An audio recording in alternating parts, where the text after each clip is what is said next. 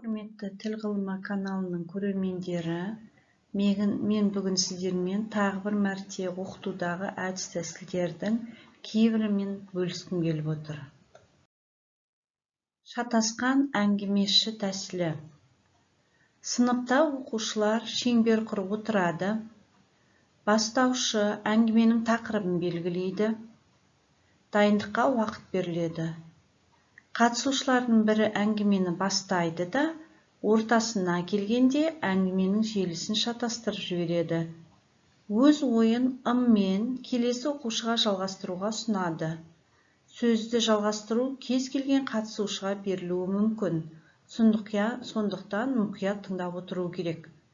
Сөз кезегі тиген адам алғашқы әңгімені шатасқан күйінде соңынан басына дейін айтып шығу керек. Басына дейін айтып шыққаннан кейін, енді өз оқиғасын шатастырып жалғастырып, сөз кезегін келесі оқушыға береді.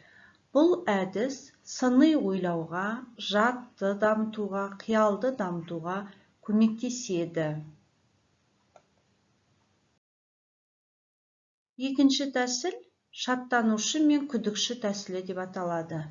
Бұл тәсілді қалай қолдануға болады? Бастаушы бір сөйлемді айтады. Бірінші қатысушы сол сөйлемді жалғастырып, жағымды ой айтады. Ойды жағымды оймен жалғастырады. Ал екінші қатысушы бірінші қатысушының сөйлемін қайталайды және оған жағымсыз пікір айтады. Келесі ойыншы екінші қатысушының сөйлемін қайталап, оны жағымды пікір мазмұнына ие сөйлеммен жалғастырады.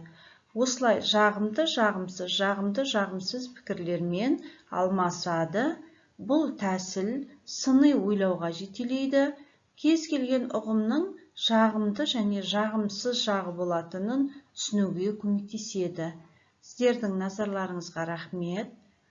Кәделеріңізге жарасын және осы тәсілдерді сабақ барысында қолданған кезде қандай нәтижеге әкелетіндігін біздің каналымызға, тіл ғылымы каналына қалдыруларыңызға болады.